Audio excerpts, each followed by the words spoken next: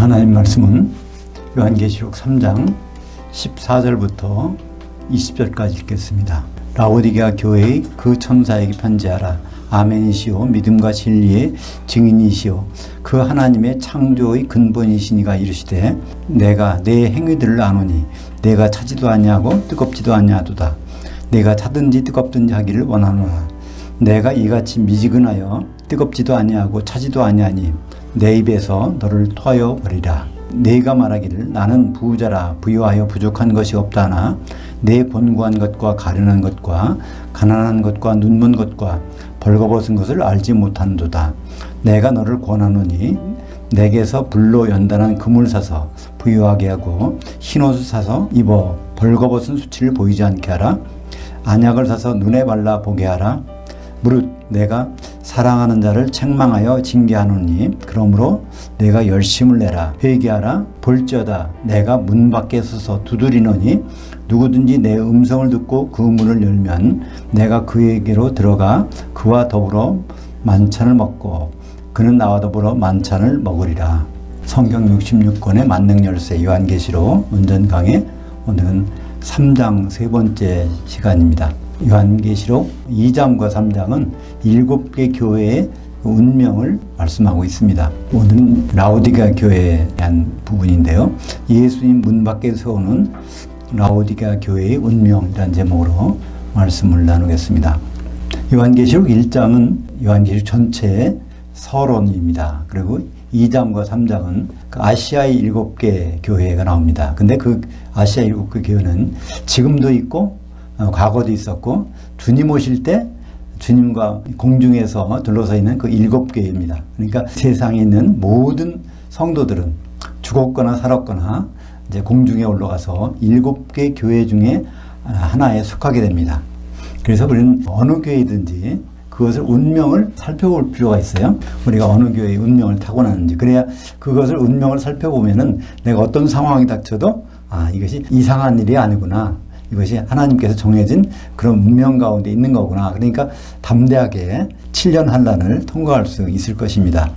오늘 이 라오디게아 교회 마지막에 나오는데요. 라오디게아는 의의 백성이란 뜻입니다. 라오는 라오스의 준말이고요. 이거는 디케이아. 그러니까 라오스는 백성이란 뜻이고요. 이거는 이제 의란 뜻입니다. 의로운 백성, 의의 백성. 교회가 그런 이름을 가지고 있습니다. 7개 교회 중에서 맨 처음에 살펴본 에베소 교회가 있죠. 에베소 교회가 요한계시록 이제 11장에 보면 그 두 중이 나오는데 두 중인 교회 하나가 에베소 교회 그리고 또 하는 교회가 라오디게아 교회입니다. 성경 여러 곳에서 이제 그 부분들이 나타나고 있는데 오늘은 이제 마지막으로 라오디게아 교회. 그러니까 굉장히 멀리 떨어져 있는 것 같죠? 처음에 에베소, 마지막에 라오디게아 교회. 근데 이걸 거의 원탁으로 돼 있습니다. 그러니까 에베소 교회하고 가장 가까이 있는 교회가 사실은 라오디게아 교회입니다. 그래서 교회 위치를 보면 터키에서 소아시아 반도에서 맨 처음에 에베소 교회가 있습니다. 에베소, 서머나, 버가모, 드아디라. 그래서 빙 둘러가면 있는 요것이 이제 터키의 서쪽입니다. 서해안에 있는 도시들인데 그러면 에베소 교회하고 라오디게아가 바로 이제 인접해 있다는 걸 알 수 있죠. 그리고 서머나하고 버가모 교회, 두아디라 사대 교회, 그리고 빌라델비아 교회 이렇게. 그래서 요거는 이제 두 교회는 두 증인 교회. 이거는 서머나 버가모는 순교하는 교회. 여기는 살아서 주님을 보는 교회. 여기는 14만 4천. 빌라델비아 교회는 어떤 운명을 타고나더라도 여기서 우열을 가릴 필요가 없어요. 여기서 결론은 이기는 자가 되는 것이에요. 에베소 교회에서도 이기는 자가 못 되면 어떻게 될지 몰라요. 서머나 버가모 두아디라 사대 심지어는 빌라델피아 교회도 이기는 자가 못 될 수가 있어요. 그러니까 빌라델피아 교회가 14만 4천 속하는데 그들은 아버지 하나님의 이름과 어린 양의 이름, 아들의 이름이 있지만 아직은 뭐가 없어요? 신부의 이름, 새 예루살렘 그 이름이 없는 거예요. 이기는 자는 있는데 그러니까 신부의 이름을 있으려면 마지막까지 뭘 준비해야 되겠어요? 성령의 기름, 그죠? 그러니까 결국은 성령의 기름을 준비하는 사람만이 거인잔치에 들어가게 되는 것을 볼 수 있습니다. 근데 에베소 교회가 어떤 특징이 있었죠? 에베소 교회는 그냥 교리적으로 아주 확실해요. 그죠?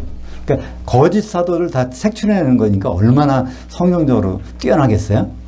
그러다가 그 교회가 어디로 잘못됐어요? 사랑을, 아가페 사랑이 없어져 버렸어요. 교리적으로 너무 밝다 보니까. 그래서 으뜸인 사랑을 버렸느니라. 이제 그 말씀을 받게 되죠. 라오디게아 교회를 설명하면서 나오는 말씀이 14절에요. 라오디게아의 교회에 천사에게 편지하라. 아멘이시오. 믿음과 진리의 증인이시오. 그 하나님의 창조의 근본이시니가 이르시되. 많이 들어본 말씀이죠. 요한계시록 1장 5절에 믿음의 증인이 누구래요? 예수님 보고 믿음의 증인이라고 그랬어요. 그죠? 증인이라는 뜻은 목격자라는 뜻입니다. 목격자. 그러니까 예수님은 사실 믿음의 목격자일 뿐 아니라 믿음의 창시자요, 종결자 본체이시죠. 그러니까 이 증인이라는 것은 바로 사도를 증인 삼으셔서 복음 전파하게 했어요. 그죠? 오직 성령이 너희에게 임하시면 너희가 권능을 받고 온 유대와 사마리아와 땅까지 해서 내 증인이 되리라. 그러니까 사도를 통해서 증인 삼으셨어. 그러면 그것이 무슨 말이죠? 복음을 전파하는 것의 역할을 하는 거죠. 그러니까 하나님의 예언의 말씀을 전달하는 것이 증인의 역할이에요. 그러면 라오디게 교회도 바로 그 말씀 하시려고 이제 14절에 이 말씀 하시는 겁니다. 라오디게아 교회에 천사에게 편지하라. 아멘이시오. 믿음과 진리의 증인이시오. 그러니까 그 라오디게아 교회도 두 증인 노릇을 하는 교회 중에 하나가 된 것을 볼 수 있습니다. 그리고 한마디 여기서 보면 그 하나님의 창조의 근본이시니가 이르시되. 이게 무슨 말일까요? 여기서 근본이라는 뜻은 아르케라고 해서 시작이라는 뜻도 있고 또 원인이라는 뜻이 있어요. 이 세상에 천지 창조를 하셨는데 왜 하셨을까? 예수님 때문에 하셨다는 거예요. 그죠? 예수님이 인간의 몸으로 입고 오셔서 피를 흘리시고 그 다음에 우리들을 이제 자녀 삼으시고 교회를 삼으셔서 결국 혼인하시려고. 그죠? 그래서 이 천지가 시작되게 된 근본 원인이 어디 있냐면 예수님께 있다는 거예요. 그죠? 여기 이제 그 말씀이 창조의 근본이시니 바로 예수님에 대해서 말씀하고 있습니다. 골로새서 1장 16절에도 그거에 대한 설명이 있어요. 같이 볼까요? 만물이 그에게서 창조될 때 하늘들과 땅에 보이는 것들과 보이지 않는 것들이나 혹은 왕권들이나 주권들이나 통치자들이나 권세들이나 만물이 다 그로 말미암고 그를 위하여 창조되었고. 그러니까 우리는 성경 읽으면서 창세기 1장 31절에 무슨 말이 있죠? 하나님이 보시기에 심히 좋았더라. 여섯째 날 하나님이 다 회복시켜 놓으셨어요. 그리고 인간을 창조하시고 같은 날에 예수님의 모형인 아담을 거기다가 등장시켰단 말이에요. 그러니까 천지 창조한 것도 중요하지만 그것이 이제 파괴됐다가 다시 회복됐을 때 그걸 왜 회복시키실까요? 예수님 오시는 길을 마련하시려고 회복시킨 것을 거기서 볼 수 있습니다. 천지는 언제 없어질까요? 예수님이 혼인하시는 일이 다 끝나면은 하늘들과 땅은 더 있을 필요가 없죠. 그러니까 천년왕국에서 바로 어린 양의 신부가 거기서 완전히 완성이 되면은 천지는 없어집니다. 요한계시록 11장 3절에 그러니까 예수님이 믿음의 증인이신데 여기에 또 증인이 등장합니다. 요한계시록 11장 3절과 4절을 보겠습니다. 같이 볼까요? 내가 나의 두 증인들에게 권세를 주리니 그들이 굵은 베옷을 입고 1260일 예언하리라. 그들은 이 땅에 주 앞에 서 있는 두 감람나무들 곧 두 촛대들이니. 그래서 두 증인이 나오는데 두 증인 설명이 바로 나와요. 근데 대부분은 이것을 달리 해석하죠. 두 증인은 구약의 엘리야하고 모세를 얘기한다. 또는 구약의 12지파장 또 신약의 12사도 그것을 합해서 두 증인이라고 한다. 이런 여러 가지 말들이 있는데 그건 요한계시록을 안 읽으면은 그런 얘기가 나올 수 있는데 요한계시록 읽으면 이거밖에 더 이상의 설명이 나올 수 없죠. 두 감람나무가 두 촛대다. 촛대는 요한계시록 1장 20절에 교회니까 그죠? 두 교회. 또 감람나무는 감람류가 성도들이잖아요. 감람류. 기름을, 성령의 기름 있는 거니까. 그래서 감람류는 요한계시록 6장에서 거기에 감람류와 포도주가 나오는데 그 교회의 성도들을 얘기하고 있는 거고. 요한계시록 18장에서 보면 그 교회, 그 큰 성 바벨론이 갖고 있는 것들이 나오는 거기에 쫙 나열되는 것이 거기에 밀도 있고 밀가루도 있고 포도주도 있고 감람류도 있잖아요. 성도들 얘기하고 있습니다. 그러니까 감람나무는 성도들이 달려있는 나무니까 교회죠. 그리고 감람산은 뭘까요? 감람산은 교회들, 7교회를 나타내는 걸 볼 수가 있죠. 복수니까 교회가. 스가랴서 여기 옆에 있는 그림이 바로 스가랴서 14장 4절에 있는 건데, 메시아가 예루살렘 동쪽에는 감람산으로 오신다고 돼 있어요. 그림을 그리는 건데, 그게 그냥 이 지상에 있는 감람산이 아니라 7개 교회가 모여 있는 거. 거기에 예수님 오시잖아요, 공중에. 그게 이제 감람산은 교회들, 감람나무는 교회, 감람류는 성도들, 그걸 알 수 있습니다. 15절 보겠습니다. 내가 내 행위들을 아노니 내가 차지도 아니하고 뜨겁지도 아니하도다. 내가 타든지 뜨겁든지 하기를 원하노라. 내가 이같이 하여 미지근하여 뜨겁지도 아니하고 차지도 아니하니 내 입에서 너를 토하여 버리라. 이게 차다, 뜨겁다. 이건 누구 편에서 볼 때 그런가요? 이게 뭐 아이스크림이나 음식 중에서 뭐 뜨거운 국물이나 이런 걸 얘기하는 거 아니겠죠? 예수님 편에서 볼 때 이건 차지도 않고 덥지도 않고, 그러니까 그 감각이 없다는 얘기죠. 그런 일을 하고 있는 것을 볼 수 있습니다. 디모데후서 4장 2절에 보면 목회자, 또 지금으로 말하면 말씀을 누구한테 소개하는 사람이 할 일을 나타내고 있어요. 디모데후서 4장 2절, 3절, 4절을 보겠습니다. 너는 그 말씀을 선포하라. 때를 얻든지 못 얻든지 항상 힘쓰라. 범사에 오래 참음과 가르침으로 경책하며 경계하며 권하라. 때가 이르리니 사람이 바른 교훈을 받지 아니하며 귀가 가려워서 자기의 사욕을 따를 스승들을 많이 두고 또 그 귀를 진리에서 돌이켜 허탄한 이야기들을 따르리라.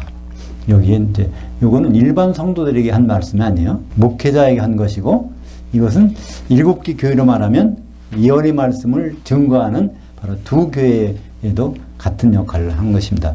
그 말씀을 전하는데 그 사람들이 귀가 가려운데, 마지막 때면 특별히 그렇다는 거예요. 귀가 가려운데 사람들의 귀를 만족시킬 만한 말을 많이 하게 된다는 거죠. 그죠? 이런 것을 바로 뜨겁지도 아니하고 차지도 아니하고 미지근하다는 것을 볼 수 있는 것이죠. 두 증인이 하나님의 예언의 말씀을 증거하는데 마지막에 가서는 이게 미지근해질 수 있다는 거예요. 계속 그렇게 하면 이제 입에서 토해내리라. 그러니까 주님의 입에서 토해진다는 얘기는 그 교회가 이제 없어지는 거죠. 요한계시록 11장, 12장에 보면 그들이 일순간에 없어지는 것을 볼 수 있습니다. 먼저 에베소 교회는 어떻게 없어질까요? 그 사랑이, 아가페 사랑이 없어지면 공적으로 성령이 이제 소멸된 거니까, 그러면 더 이상 있을 필요가 없죠. 요한계시록 2장 5절. 그러므로 에베소 교회는 어디서 떨어졌는지를 생각하고 회개하여 처음 행위들을 가지라. 만일 그래야지 아니하고 회개하지 아니하면 내가 내게 가서 내 촛대를 그 자리에서 옮기리라. 그러니까 에베소 교회도 어느 한순간에 없어지는 거예요. 지상에서 촛대가 없어지니까 그 교회가 없어지는 거죠. 그것이 이제 요한계시록 9장에 나옵니다. 그 교회가 어떻게 없어지는지가 나옵니다. 9장 15절을 볼까요? 네 천사들이 놓였으니 그들은 그 연월일시에 이르러 사람 3분의 1을 죽이기로 준비한 자들이더라. 여기 요한계시록에서 땅은 교회, 사람은 성도들, 그죠? 그 3분의 1이라는 것은 무슨 뜻일까요? 땅에서 7년 환란 동안에 환란을 당하는 교회가 있는데, 그 7개 교회 중에서 빌라델피아 교회는 예외예요, 그죠? 그러면 이제 6개, 2개씩 6개가 남잖아요. 6개 교회가 남는데, 그럼 3분의 1은 뭐예요? 2개죠, 그죠? 네, 2개. 2개가 그 연월일시에 순식간, 한순간에 순교를 당하는 거예요. 이것이 바로 이 2교회, 2증인교회라는 것을 알 수 있습니다. 요한계시록 11장 7절에, 그리고 11절 같이 보겠습니다. 그들이 그 증언을 마칠 때 무적행으로부터 올라오는 짐승이 그들과 더불어 전쟁을 일으켜 그들을 이기고 그들을 죽일 터인즉 3일 반 후에 하나님께로부터 11절 3일 반 후에 하나님께로부터 생명령이 그들 속에 들어가며 그들이 발로 일어서니 구경하는 자들이 크게 두려워하더라. 이들이 순식간에 죽고 또 3일 반, 그러니까 예언서에서 하루는 1년이니까 3년 반 지난 다음에 그들이 벌떡 일어나서 그 다음에 12절에 보면 하늘에서, 셋째 하늘에서 이리로 올라오려 갖고 셋째 하늘로 가는 것을 볼 수 있어요. 그죠? 빌라델피아 교회는 언제 올라가죠? 전 3년 반 끝나자마자 셋째 하늘로. 근데 이 2증인 교회는 전 3년반 끝나자마자 어디로 가요? 땅바닥에 시체로 있다가 또 3년 반, 후 3년 반 딱 끝나면 이제 바로 거기 셋째 하늘 올라갔다가 나중에 주님과 더불어 이제 새 교회가 내려오는 것입니다. 오늘 나눠드린 요 표 중에 여기 중에서 7개의 교회가 어떻게 운명을 갖고 있는지, 어떤 운명을 갖고 있는지를 설명하고 있어요. 그죠? 그래서 그 부분만 보면은 빌라델피아 교회는 전 3년 반 거기에 그 초록색으로 점선이 나갔어요. 그죠? 전 3년 반 딱 끝나자마자 셋째 하늘로 올라갔다가 이제 14만 4천이 시온선에 서 있는 거죠. 그랬다가 내려오게 되고 그 초록색 보면 거기 같이 점선 또 내려오죠. 그리스도의 제공중 재림을 때 내려오고 두 중인 교회는 에베소 교회하고 라우디게 교회는 전 3년 반 끝나고 후 3년 반 시작되는 시작과 동시에 그 연월 시에 시체가 돼갖고 땅바닥에 쓰러졌다가 3일 반 후에 3년 반 42달 후에 거기서 일어나서 셋째 하늘로 올라가고 그것이 회색으로 점선되어 있습니다. 그랬다가 이제 셋째 하늘에서 이제 다시 그리스도와 함께 이제 공중으로 오는 것이 나와 있죠. 그 다음에 후 3년 반 동안에는 서머나 교회하고 버가모 교회는 그때 순교돼 갖고 그럼 어디 갈까요? 그럼 이제 낙원에 가 있겠죠. 순교돼서 이제 땅 속에 묻혀 있다가 주님이 오시는 날에 부활해서 공중으로 올라가게 되죠. 그 두아드라 교회와 사대 교회는 후 3년 반 동안에 그냥 죽지 않아요. 무덤에 들어가지도 않아. 그죠? 그랬다가 물론 이 사람들 중에서 회개하는 사람들 많이 얼마든지 있겠죠. 하여튼 공중에 무조건 올라갑니다. 거기서 심판받으니까. 그러면 그리스도의 심판대 심판받고 지옥에 떨어지는 사람과 천년왕국에 들어가는 이기는 자들 있죠. 그다음에 백보자 심판을 받고선 그것은 이제 불못에 떨어지는 사람들이 생기게 됩니다. 여기서는 3분의 1이라는 거기에 많은 힌트가 있죠. 3분의 1, 6분의 1, 6개 중에 2교회. 빌라델피아 교회는 1시간의 시험을 면한다고 그랬으니까 거긴 7개의 교회 중에서 하나는 빠지고 이 요한계시록 12장 4절 보겠습니다. 같이 볼까요? 그 여자가 큰 독수리의 2날개를 받아 광야 곧 자기 곳으로 날아가서 그 뱀의 낯을 피하여 한 떼와 2떼를 한 떼를 양육받으며 그 여자의 뒤에서 뱀이 그 입으로 물을 강같이 토하여 그 여자를 물에서 떠내려가게 하되 여기서 한 떼와 2떼 반 떼는 전 3년 반. 전 3년 반에 이 두 주인교회가 하나님의 말씀을 증언합니다. 그걸 다른 말로 양육하는 거예요. 교회를 양육하는 거. 양육을 받는다는 건 교회가 양육을 받는데 그 양육하는 당사자가 누구냐면 천사가 와서 양육하는 것도 아니고 주님이 직접 오는 것도 아니고 바로 이 두 증인이 바로 그 두 날개가 돼서 큰 독수리의 날개가 됐다는 거예요. 큰 독수리는 누굴까요? 바로 주님이십니다. 그죠? 주님의 2날개. 그러니까 두 교회. 거기서 이제 두 증인 교회를 큰 독수리의 2날개라고 말씀하고 있습니다. 그래서 이제 그 여자의 남은 자손을 해하려고 바닷가 모래 위에 섰더라. 그게 이제 후 3년 반에 시작될 때 그 여자의 남은 자손이 얼마나 될까요? 첫째, 빌라델피아 교회는 이제 위로 올라갔고, 두 증인 교회는 이제 시체가 돼 땅바닥에 있고, 그래 환란의 대상이 되는 교회는 4교회죠. 그죠? 네.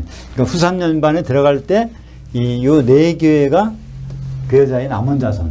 전 3년 반 끝나고 나서 후 3년 반 들어가자마자 그때는 4교회가 남았으니까. 그죠? 17절을 보겠습니다. 이게 라우디게아 교회가 어떤 교회인지 내가 말하기를 나는 부자라. 부유하여 부족한 것이 없다나 내 권고한 것과 가련한 것과 가난한 것과 눈먼 것과 벌거벗은 것을 알지 못한도다. 이게 그냥 우리가 느끼기에는 아무런 부족한 것이 없는데 그러니까 부자라는 거잖아요. 부자. 근데 하나님 보시기에는 가난하다는 거야. 눈도 멀고 보지도 못한다는 거야. 그게 무엇일까요? 영적인 것을 보지 못하는 거죠. 교리적인 것. 이게 똑똑하긴 한데 영적인 것은 전혀 영적인 능력은 없어진 겁니다. 왜 없어졌을까요? 사도행전 1장 8절에 보면 오직 너에게 성령이 임하시면 내 증인이 되리라 그랬잖아요. 사도들에게도. 그러니까 증인된 역할을 감당할 때는 필수 조건이 자기의 지식이 아니라 성령 충만함이 있어야 된단 말이에요. 성령으로 그걸 해야 되는데 성령 충만이 없어지니까 교리적인 지식만 남은 거죠.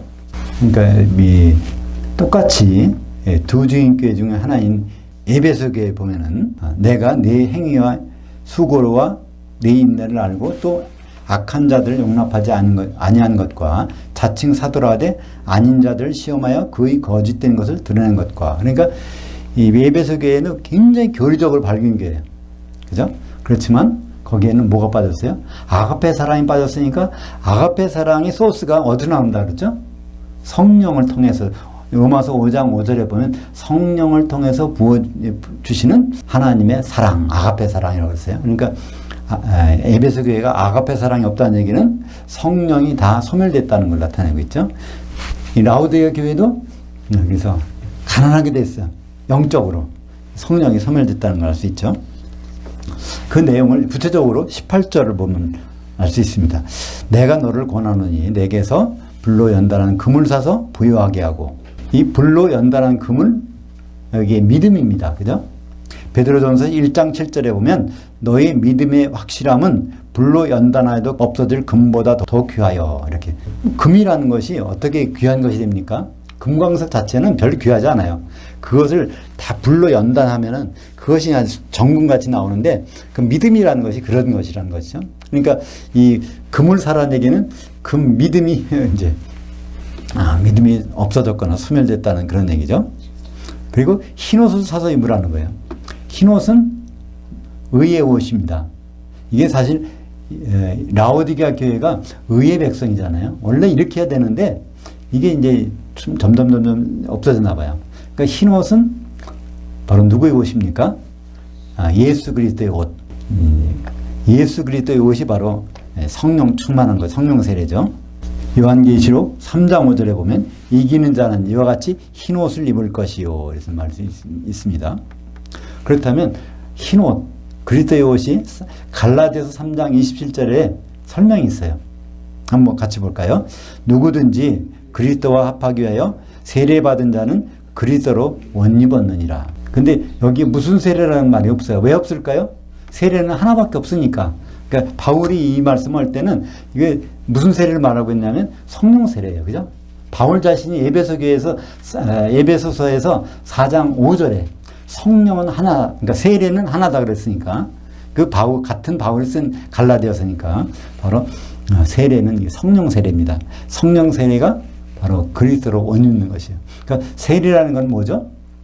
잠겨 있는 거예요. 성령이 충만한 가운데 잠겨 있으면 이 그리스도로 옷 입은 것인데 그것이 흰옷인데 바로 이 라오디게아 교회는 그것이 벗겨져 버렸어요. 그 성령을 다른 말로 기름 부음이라는 단어로 사용합니다. 성령이 무슨 기름이야?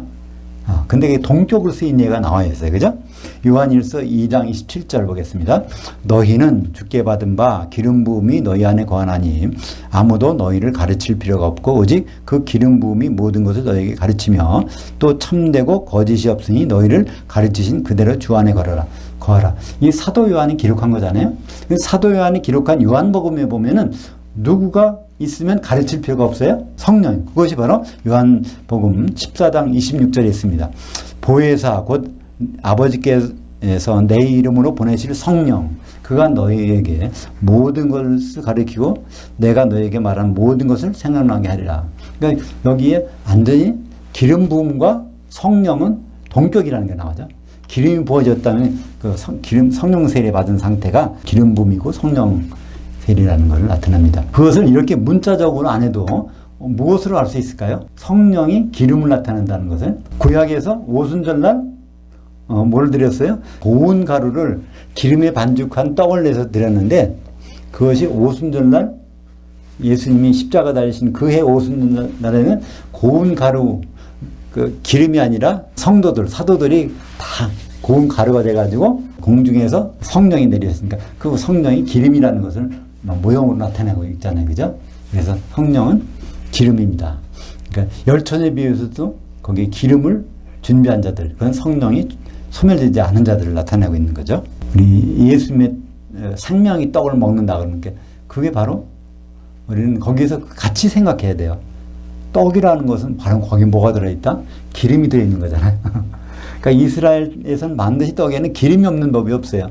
그럼 떡이 안 되니까. 예수님의 생명의 떡을 먹는다는 것은 바로 성령의 기름을 마시는 것 같습니다. 그러니까 주기도문에도 그게 나오잖아요.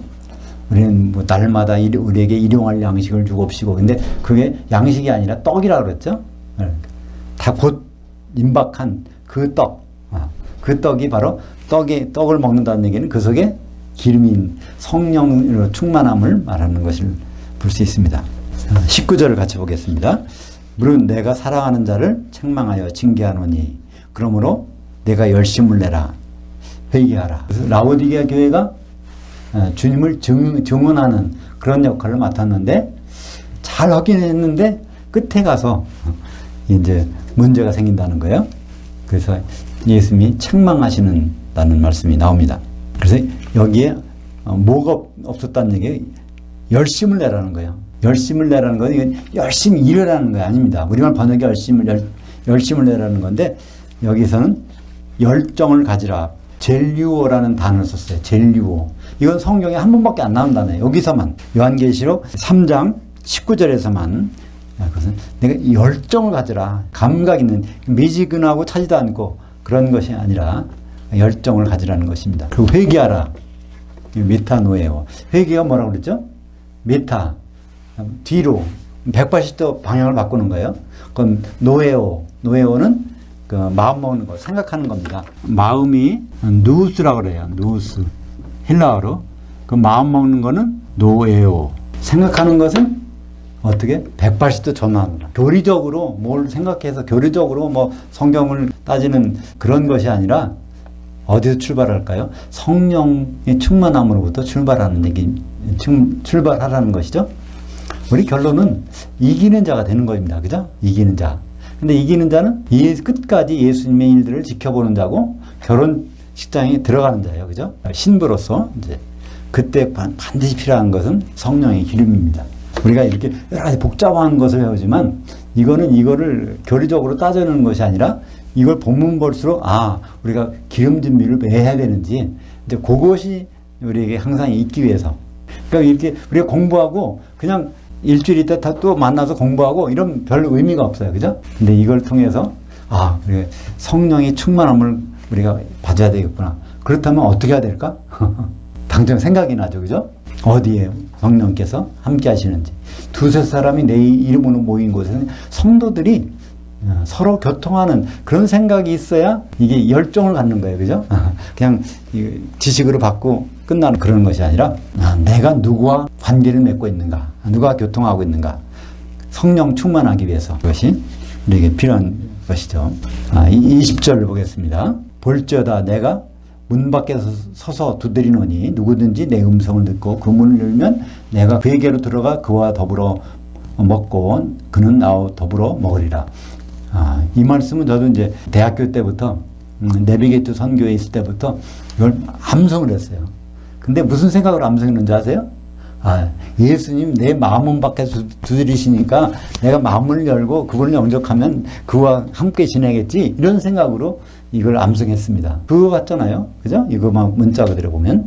근데 이걸 자세히 보면 여기는 우리의 마음 바깥에서 예수님 두드리는 게 아닙니다. 교회 문을 두드리시는 거예요. 교회 바깥에 있는 거. 오늘 제목처럼 예수님을 문 밖에 세워놓은 라오디게아 교회. 그러니까 예수님이 어디 있어요? 교회 안에 있는 것이 아니라 교회 바깥에다 세워놓고 있어요. 예수님은. 근데 누가 열어요?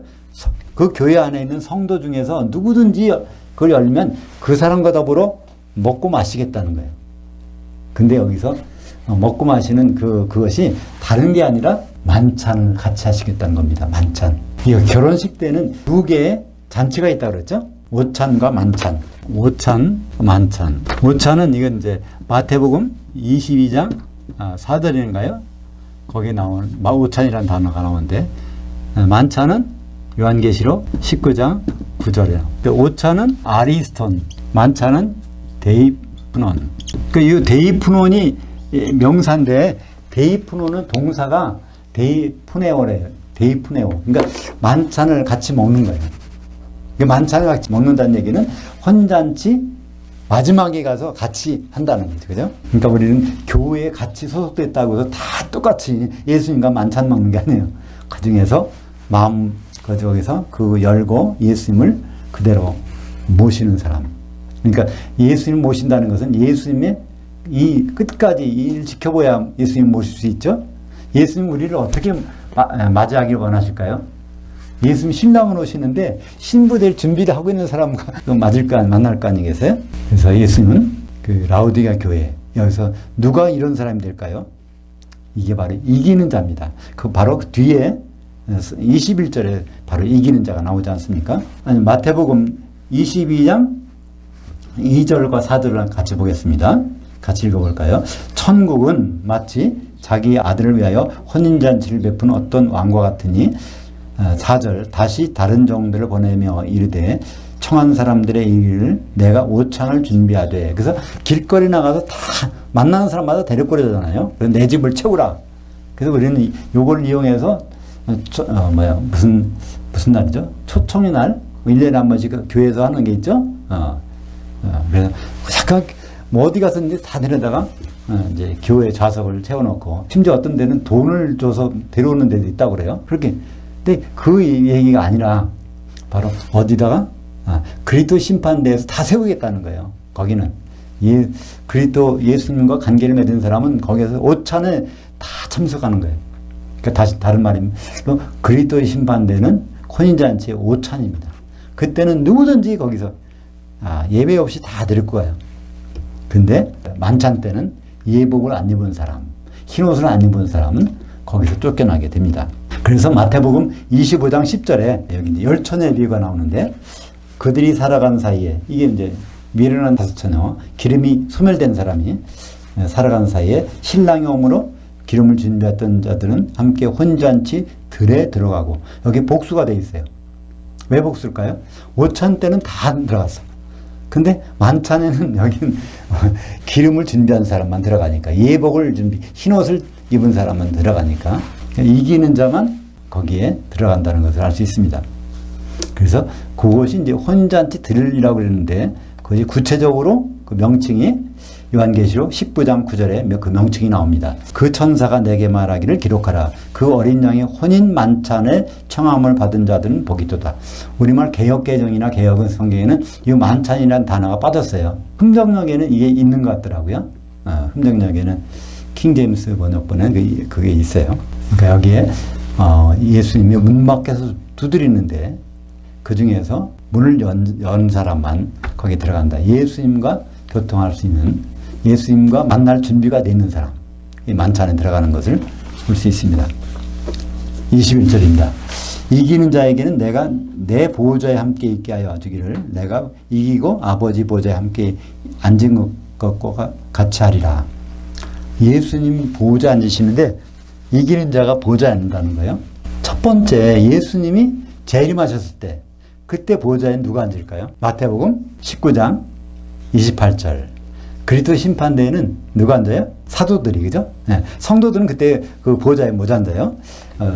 예수께서 이르시되 내가 진실로 너에게 이르노니 세상이 새롭게 되어 인자가 자기 영광의 보호자에 앉을 때 나를 따르는 너희도 12 보호자들에 앉아 이스라엘 12지파를 심판하리라. 여기를 통해서도 이스라엘 12지파는 바로 유대인이 아니라는 걸 알 수 있어요. 그죠? 바로 영적인 유대인들, 그 이스라엘이라는 것을 알 수 있습니다. 그러니까 사도들이 상대하는 것은 뭐 성도들이지 구약 사람들을 상대하는 거 아니잖아요. 이스라엘 12지파는 성도들을 가리키고 있습니다.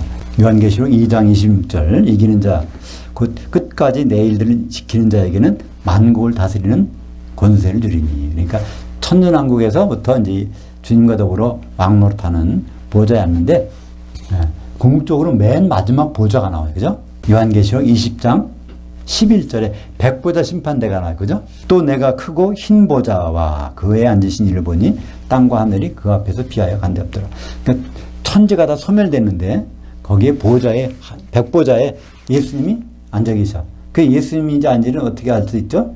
요한복음 5장 22절에 아버지께서 아무도 심판하지 아니하시고 심판을 다 아들에게 맡기셨으니. 그러니까 그리스도 심판대에서 보좌는 예수님 가운데 앉으시고 옆에는 사도들이 앉아있고, 천년 지난 다음에 백보자 심판대에서 보좌에는 예수님, 그리고 옆에는 누가 앉아있어요? 성도들이. 왜 그렇죠? 이기는 자들이. 오늘 보니까 3장 21절에 이기는 자에게는 내가 보좌에 함께 앉게 하여 주기를. 그러니까 여기 언제 앉는 건가를 우리는 알 수 있어요. 바로 고린도전서 6장 2절에 있으니까 성도들이 세상을 심판할 것을 너희가 알지 못하느냐. 그러니까 세상 사람들이 다 모이는데 거기서 성도가 심판한다는 거예요. 그건 보좌에 앉아서 심판하는 건데 그것이 바로 오늘 요한계시록 3장 21절에 이기는 자에게는 내 보좌에, 이게 알고 보니까 어디에? 백보좌에, 백보좌 심판대에 거기에 쭉 앉아 있는 것을 말씀하고 있습니다. 마지막으로 22절입니다. 귀 있는 자는 그 영이 그 교회들에게 하신 말씀을 들을지어다. 이것이 7교회에 대해서 7번 나왔어요. 그죠? 귀가 없는 사람이 어디 있어요? 다 있잖아요. 근데 말은 들을 귀가 있는 자. 그러니까 영적인 감각이 있는 자. 그 영적으로 소통하려면 뭐가 필요하죠? 물론 거듭나야, 그죠? 하나님과 채널이 열려서. 그러면 그 영이 교회들에게. 그건 성령이 아니라 예수님 천사. 왜 그럴까요? 7교회들에게 말씀하시는 일은 성령이 아니라 예수의 모습을 한 천사예요. 예수님 천사. 그것이 요한계시록 22장 16절에 보면 나 예수는 내 천사들을 보내요. 그 교회들에게 이걸 다 증언했다. 그러니까 그 7교회들한테 내 천사를 보냈다니까 그 성령이 아니라는 건 분명하죠. 내 천사를 보내서 7교회한테 말했는데, 근데 우리가 말 번역에는 예수님 천사라, 예수님 그 영이라고 하지 않고 다 성령이라고 해놨어요. 성령이 교회들이 가신 말씀. 이게 얼마나 이상한 영향력을 주는지 몰라요. 지금도 성령의 음성을 막 들어보려고 그래. 이미 다 이제 출판물로, 인쇄물로 우리한테 주시고 그것을 설명해 주시고 있는데 우리는 자꾸만 성령의 음성을 따로 들으려고 하니까 좀 이상한 일들이 많이 벌어지는 것입니다. 그리고 이 말씀을 강조하는 것은 무엇이죠? 그 교회들에게, 그러니까 정관사가 붙었어요. 그 교회들에게, 그러니까 7교회들에게. 왜냐하면 7교회들이 예수님과 맨 마지막에 만날 교회들이니까, 그죠? 7교회들. 그 안에는 우리들이 어떻게 만나요? 그때는 심판받는 자로서 만나는 겁니다. 그리스도의 심판대에서, 그러니까 우리는 시험을 치른다 그러면 좀 겁이 나잖아요. 그죠? 준비한 사람이야 이제 겁이 안 날 수도 있지만 되게 겁이 나. 근데 예수님 앞에서 시험을 치른다는데, 심판을 받는다는데 겁나는 사람이 별로 없어요. 그죠? 그거 이상하죠? 예수님이 하도, 이제 예수님 당시에 사도들, 제자들까지도 겁내지를 않으니까 무슨 말씀 하셨어요? 마태복음 10장 28절에. 그러니까 사탄 마귀는 막 겁을 내. 근데 예수님은 겁을 한도 안 나. 어떻게 할지. 그리스도 심판대에 겁이 안 난다는 거예요. 그러니까 거기에서 너희 몸과 혼을, 몸은 죽여도 혼을 죽이지 못하는 자들을 두려워하지 말고 너희 몸과 혼을 지옥 보내시는 일을 두려워하라. 우리가 두려워할 거는 그 일인데, 그리스도 심판대를 굉장히 두려워해야 되는데 우리는 적당히 살다가 그냥 그분 만나면 내가 설마 어떻게 하겠어? 설마 어떻게 하는 게 아니라 지옥이라는 것이 정해져 있는데, 근데 우리는 아무 겁이 안 난다는 거예요. 너무 담대해도 너무나 담대한 믿음이죠. 그렇게 담대한 믿음이. 근데 그건 담대한 게 아니라 좀 잘못 이해하고 있는 거죠. 오늘 7개의 교회의 마지막 교회의 모습을 보면서 우리는 결국 무슨 생각이 나십니까? 7번 나오는 말씀, 그죠?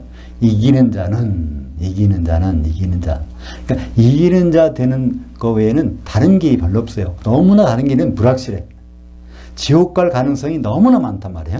근데 이기는 자가 되면 생명책에서도 찢어지지 않고, 그 흰 옷을 입고, 그 보좌에 앉아있고, 그 만국을 다스리고, 그러니까 모든 게 다 되는데, 우리는 되게 요거를 말해주시는 분이 없어요, 별로. 그러니까 요한계시록 강해를 하시는 분들도 여기에 666이 무슨 표다, 7년 환란이다, 이런 건 많이 강조하지만은 이기는 자가 되어야 된다는 것을, 또 이기는 자가 누구라는 것을 말씀하시는 분이 많지 않은 것 같아요. 그죠? 네. 우리는 적어도 2장과 3장을 보면서 예수님이 각 교회 모든 성도들에게 무엇을 원하시는지, 그건 한마디로 이기는 자가 되는 것을 원하십니다. 우리가 그것을 생각할 수 있다면 요한계시록 22장까지 다 마스터한 것과 마찬가지입니다. 그래서 우리는 그 22장까지 마스터한 그런 마음을 가지고 이제 요한계시록 4장부터 또 다시 하나님의 비밀을 살펴보기를 원하는 것입니다. 기도하겠습니다. 하나님 아버지 감사합니다. 오늘 7개 교회 중에 마지막 라오디 교회를 운명을 살펴보면서 주님의 증인 노릇한 교회도 마지막에 가서 성령의 충만함이 소멸되어서 주님께 책망받는 장면을 목격했습니다. 주님은 그 교회에 밖에 서서 계속 문을 두드리시는데 주님의 마음을 알고 그를 맞아들이는 성도만이 혼인잔치 만찬에 참여할 수 있는 것을 다시 한번 깨닫습니다. 우리 모두가 이기는 자가 되어서 주님의 혼인잔치 만찬에 참여할 수 있도록 인도하여 주시옵소서. 예수님 이름으로 기도합니다. 아멘.